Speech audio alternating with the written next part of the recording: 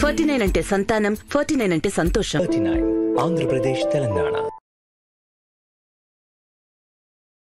నమస్కారం గురుగారు. శ్రీమాత్రే నమః. గురుగారు, ఇంతకు ముందుతో పోలిస్తే ఇప్పుడు రియల్ ఎస్టేట్ రంగంలో ఉన్న వాళ్ళకి బిజినెస్ అనేది చాలా డౌన్ అయిపోయిందనే చెప్పాలి గురుగారు. చాలా ఇబ్బందులు పడుతున్నారు నిజంగా. బిజినెస్ లేక కుటుంబంలో అన్ని సౌకర్యాలు సదుపాయాలు గడపటం కష్టమైపోయింది పాపం నిజంగా. ఆఫ్టర్ కరోనా బాగా ఎఫెక్ట్ పడింది చాలా రియల్ ఎస్టేట్. అయితే ఇప్పుడు కొనే వాళ్ళకంటే ఎక్కువ అమ్మే వాళ్ళే ఎక్కువైపోయారు ఒక రకంగా చెప్పాలంటే. ఇట్లా మాది ఏదైనా ల్యాండ్ ఉందంటే మేమే అమ్ముకుంటాం, వాళ్ళతో చెప్పేది ఏంది, వాళ్ళకి ఇంత కమిషన్ ఇవ్వాలి, ఈ టైప్ లో అయిపోయారు జనాలు. నిజంగా అసలు వాళ్ళకు బిజినెస్ కలిసి రావాలంటే ఏం చేయాల్సి ఉంటుంది గురుగారు? చాలా మంచి క్వశ్చన్ అమ్మా. చాలా మందికి ఉపయోగపడేటటువంటిది ఈ అంశము. తప్పకుండా తెలియజేస్తాను. ముందుగా ప్రేక్షకులందరికీ శ్రీమాత్రే నమః, శ్రీ గురుభ్యో నమః. జ్ఞానినాంనపి చేతాంసి దేవి భగవతి హిస బలాయ కృష్ణ మోహాయ మహామాయ ప్రయశ్చతి.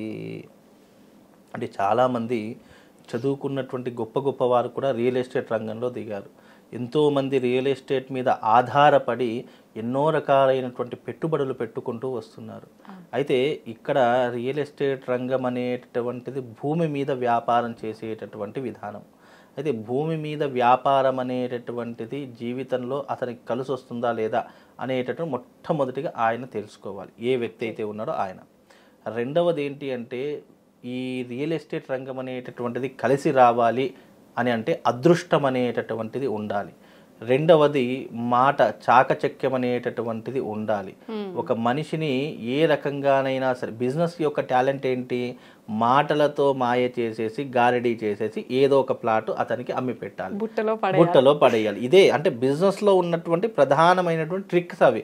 ఇప్పుడు ఈ రియల్ ఎస్టేట్ వాళ్ళు కానీ, మార్కెటింగ్ చేసే వాళ్ళు కానివ్వండి, మొన్న మార్కెటింగ్ చేసే వాళ్ళు వచ్చారు, ఈ సబ్బులు బ్యాగులు పట్టుకుంటా అవన్నీ ఒక్కసారి తీసుకుని నాకు ఇప్పుడు డబ్బులు అవసరం లేదండి, మీరు తర్వాత ఇచ్చినా సరే ఒక్కసారి మీరు వాడి చూడండి అంటే, అలా మాటలు మాట్లాడి మనం ఎందుకు 10 రూపాయల డబ్బు కోసం మళ్ళీ ఎందుకమ్మా తీసుకుపో అని చెప్పేసి మనం ఇచ్చేస్తాం. అంటే అక్కడ మాటలు మాట్లాడి మెస్మరైజ్ చేసేసి ఒక వస్తువుని మనకు అంటగడుతున్నారంటే అవన్నీ కూడా మాటల యొక్క గారడి. రియల్ ఎస్టేట్ చేసే వాళ్ళకు కూడా అదే గారడి ఉండాలి. ఎందుకంటే కొన్ని బిజినెస్లో తంత్రం అనేటటువంటిది చాలా ముఖ్యము. తంత్రం అంటే అర్థం ఏంటి, నువ్వు ఏదో ఒక రకంగా జీవితంలో అభివృద్ధిలోకి రావాలంటే అక్కడ నీకు స్థలం ఇస్తున్నావు, నువ్వు డబ్బు ఇస్తున్నావు అంతే, నువ్వు అందులో మోసం చేసేది ఏం లేదు. కాకపోతే ఏంటంటే నువ్వు చెప్పే విధానం కానివ్వండి, మీరు చెప్పేటటువంటి అంశం కానీ ఎదుటి వారికి ఫ్లూయెంట్గా చెప్పేసి వాళ్ళకి అర్థమయ్యే రీతిలో మనము వాళ్ళకు ఒక ప్లాట్ ఇస్తే కనుక వాళ్ళు ఇచ్చే దాంట్లో ఎంతో కొంత మనకు డబ్బు దొరికి మన జీవన విధానాన్ని కొనసాగించుకుంటాం. అలాగే రియల్ ఎస్టేట్ రంగంలో కొంతమందిని చూస్తే అయ్యో వీడు ఏ రకంగా మనకు ఉపయోగపడతాడు, ఇతను చూస్తే ఏదో రకం మోసం చేసేలా వాడిలా ఉన్నాడు అని చెప్పేసి అనుకోకుండా కొన్ని వచ్చేస్తూ ఉంటాయి మనసులో ఆలోచనలు. మరి కొంతమందిని చూస్తే ఈ వ్యక్తి ఏదో చాలా అద్భుతంగా ఉన్నాడు, మనకు మంచి సైట్ అమ్మి పెడతాడు, లేదా మంచి సైట్ మనకు తీసుకొచ్చి పెడతాడు అని చెప్పేసి కొంతమంది మనం చూడగానే నమ్మేస్తుంటాం. అంటే నమ్మకం అనేటటువంటిది బిజినెస్లో చాలా ముఖ్యము. అలాంటి నమ్మకం రావాలి అంటే ముందు ఆ వ్యక్తిలో మాటకారితనం ఉండాలి, చైతన్యం ఉండాలి, శక్తి ఉండాలి. ఈ మూడు కూడా ఉండాలి అని నేను చెప్తాను. శక్తి అనేటటువంటి దైవాధీనంతో కూడుకున్నటువంటి విధానము.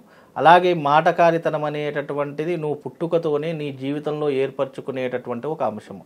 ఈ మూడు విధానాలు ఏ మనిషిలో ఉంటాయో ఆ మనిషి రియల్ ఎస్టేట్ రంగంలో రాణించగలుగుతాడు. ఇవి ప్రధానమైనటువంటి కారణాలు. అంటే ఆయా వ్యక్తికి ఉండవలసినటువంటి లక్షణాలు. అంటే ఒక బిజినెస్ చేస్తున్నాడు, ఒక దందా చేస్తున్నాడు, ఒక వ్యాపారం చేస్తున్నాడు అంటే ఏ మనిషికైనా టాలెంట్ అనేటటువంటిది, టాలెంట్తోనే ప్రతి ఒక్కటి సాధ్యపడుతుంది. అది ఏ రంగం అనేటటువంటిది వాళ్ళు నిర్ణయించుకో, ఆ రంగానికి తగినటువంటి టాలెంట్ ఉంటే సరిపోతుంది. ఇక రియల్ ఎస్టేట్ రంగం అంటారా, అది కత్తి మీద సాము లాంటిది. చాలామంది ఏం చేస్తారు అని అంటే రియల్ ఎస్టేట్ రంగంలో అది ఈ ల్యాండ్ ఏదో మంచిగా ఉంది, మన దగ్గర డబ్బులు ఉన్నాయి కదా, మనం ఇన్వెస్ట్మెంట్ పెట్టేసి రేపు ధర వచ్చినప్పుడు మనమే అమ్ముకుందాము కదా అని చెప్పేసి అత్యాశకు వెళ్ళిపోయి ఉన్న డబ్బులని దాని మీద పెట్టేస్తారు. అది పెరగకుండా అలాగే ఉంటుంది. ఈ వ్యక్తి ఇంట్రెస్ట్లకు తీసుకొచ్చిన డబ్బులు ఇంట్రెస్ట్ కడుతూనే ఉంటాడు. ఈ జీవితాంతం ఇదే రకంగా గడిచిపోతుంది. కాబట్టి ఎప్పుడైనా టాలెంట్ అంటే ఏంటి అని అంటే, నీ దగ్గర ఒక స్థలం ఉన్నప్పుడు ఆ స్థలం ఏ రకంగా అమ్మాలి, ఏ రకంగా నువ్వు వినియోగించుకోవాలి, ఎవరి దగ్గరికి వెళ్తే మనకు పని అవుతుంది అనేటటువంటి ఒక టాలెంట్ నీ దగ్గర ఉంటే అప్పుడు ఏ స్థలమైనా అమ్ముడుపోతుంది. ఒకవేళ జీవితంలో గ్రహస్థితి బాగా లేదు, పట్టిందల్లా మట్టి అవుతుంది, ఏది చేసినా కూడా నాకు ఏ లాభం ఉండడం లేదు అనేటటువంటి జాతకులు కొంతమంది ఉంటారు. ఎందుకంటే ఒక బిజినెస్ చెయ్యాలి అంటే జాతకం అనేటటువంటిది మోస్ట్ ఇంపార్టెంట్. అలాంటి జాతకం అనేటటువంటిది గ్రహస్థితి బాగా లేదు అనుకున్నటువంటి సమయంలో రియల్ ఎస్టేట్ రంగంలో ఉన్నటువంటి వారు కానివ్వండి, ఏదైనా బిజినెస్ చేస్తున్నారు, నా బిజినెస్ ఒకప్పుడు టాప్ పొజిషన్లో నడిచిందండి, ఇప్పుడు అస్సలు నడవడం లేదండి, ఈ 4-5 సంవత్సరాలు ఈ కరోనా తర్వాత కానివ్వండి, ఆఫ్టర్ ఒక సంవత్సరం నుంచి కానీ అంతకుముందు చాలా అద్భుతంగా నడిచింది, ఆ తర్వాత డౌన్ఫాల్ అయిందండి, గ్రాఫ్ అంతా పడిపోయింది అని అనుకునేటటువంటి వారికి నేను ఒక సూచన చెప్తాను. అదేంటి అంటే గనక దృష్టిమణి అనేటటువంటిది ఒకటి దొరుకుతుంది. ఆ దృష్టిమణి అనేటటువంటిది మీ మెడలో వేసుకుంటే గనక మీ శరీరంలో ఉన్నటువంటి దృష్టిమణి ఎప్పుడైతే మెడలో వేసుకుంటామో సూర్యుడి కిరణాలు ఎప్పుడైతే ఆ దృష్టిమణి మీద పడతాయో ఒక నవ చైతన్యం అనేటటువంటిది ఆ మనిషిలో వస్తుంది. ఎవరినైతే చీదరించుకున్నారో, ఎవరినైతే కాదు అనుకున్నారో ఆ మనిషి దగ్గరికి వచ్చేటటువంటి అవకాశాలు ఎన్నో రకాలుగా ఉంటాయి. అవకాశాలు ఆ కూర్చున్న దగ్గరే వస్తాయి. అతనికి ఆపర్చునిటీస్ కానివ్వండి, అదృష్టాలు కానివ్వండి కూర్చున్న దగ్గరే వస్తాయి. అంత శక్తివంతమైనటువంటిది దృష్టిమణి. ఆ దృష్టిమణి గనక మీరు ధరించినట్టయితే మీకు రియల్ ఎస్టేట్ రంగంలో ఎంతో కొంత అదృష్ట యోగం అనేటటువంటిది కనబడుతుంది. ఎందుకంటే రియల్ ఎస్టేట్ అంటేనే అదృష్టంతో కూడుకునే ఉన్నటువంటిది.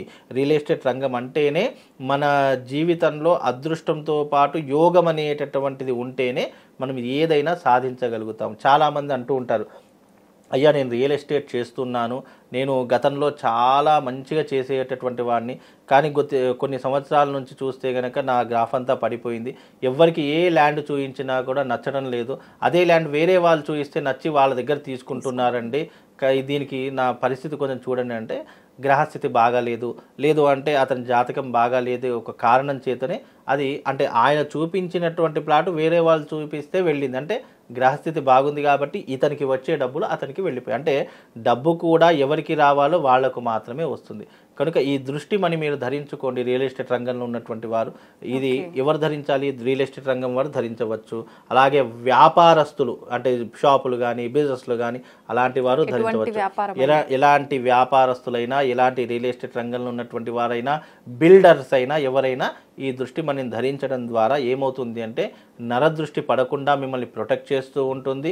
మీరు ఏదైనా ప్రాజెక్ట్ పట్టుకున్నా అది సక్సెస్ అయ్యేంత వరకు మీతోటే ఉంటుంది. కాబట్టి ఈ దృష్టిమణిని ధరిస్తే మీకు కొన్ని దోషాలు తొలగిపోయి మీకు అదృష్ట యోగం అనేటటువంటిది కలుగుతుందమ్మా. మీరు ఇప్పుడు అదే చెప్పిన దృష్టిమణి అంటే మామూలుగా పూజా స్టోర్లలో అట్లా లభిస్తుందా గురుగారు? దృష్టిమణి దొరుకుతుంది, కాకపోతే ఏంటంటే దానికి మంత్ర ఉపాసన చేసి ఇప్పుడు ఉదాహరణకు ఒక వస్తువు షాప్లో ఇప్పుడు యంత్రం తీసుకోండి, షాప్లో దొరుకుతుంది. అదే యంత్రం మనం గుడికి వెళ్ళిన తర్వాత దానికి చేయవలసినటువంటి క్రతువులు, ప్రాణప్రతిష్టలు, దానికి అభిమంత్రించినటువంటి మంత్రాలు అవన్నీ చేస్తేనే ఒక వస్తువుకి శక్తి అనేటువంటి ఒక పవర్ అనేటటువంటిది జనరేట్ అవుతుంది. అలా జనరేట్ అయినటువంటి దానికే శక్తి, ఆ యంత్రానికి ఒక శక్తి వస్తుంది. అలాగే దృష్టిమణి దొరకదు కాదు, మాకు కూడా ఎక్కడ ఏదో ఒక షాప్లో నుంచే మేము తీసుకో, కానీ దానికి శక్తి అవపోసన చేసి ఇస్తేనే దాని యొక్క ప్రయోజనం అనేటటువంటిది కలుగుతుంది. చాలామందికి తెలియదు, అయ్యో ఇదేమని నేను వేరే షాప్లో చూశానండి, ఇది మీ దగ్గరనేమో అంత తీసుకున్నాను, ఇక్కడ చూస్తే ఇంత. ధర గురించి కాదు, నీకు ఒక వస్తువులో శక్తిని అవపోసన పెట్టి ఇస్తున్నానా, అక్కడ శక్తికే విలువ తప్ప నువ్వు తీసుకున్నటువంటి వస్తువుకి ఏం విలువ ఉండదు. ఇప్పుడు నేను అదే వస్తువు షాప్లో వేసుకున్నాను, ఒక స్టైలిష్గా వేసుకున్నాను, ఇప్పుడు అదెందుకు ఒక జాతిరత్నమే ఉంది, ఆ జాతిరత్నం నువ్వు నేరుగా వెళ్ళి షాప్లో తీసుకొని వేసుకున్నావు, ప్రయోజనం ఏంటి? అది ఒక రాయి లాగానే ఉంటుంది. కానీ ఒక రాయిని నువ్వు శక్తివంతంగా చేసుకోవాలంటే నీకు దానికి కొన్ని ప్రామాణికాలు చెప్పారు. అభిషేకం చేయాలి, అర్చన చేయాలి, శివుడి దగ్గర అభిషేకం చేయించుకొని ఆ రాయి పెట్టుకుంటే నీకు అదృష్ట యోగం కలుగుతుంది అని ఎందుకు చెప్తారు? మనం ఉచ్చరించేటటువంటి ఒక్కొక్క మంత్రం ఏదైతే ఉందో ఆ స్టోన్లో శక్తి నిక్షిప్తమయ్యి అది నిన్ను ఒక ప్రొటెక్షన్లా కాపాడుతుంది. దానికోసమే మంత్ర విధానంతో ఆ లాకెట్ని గనక వేసుకుంటే దృష్టిమణి అంటారు. ఆ దృష్టిమణిని వేసుకుంటే తప్పకుండా నీకు అదృష్ట యోగం అనేటటువంటిది కలుగుతుందమ్మా. ధన్యవాదాలు గురుగారు. శ్రీమాత్రే.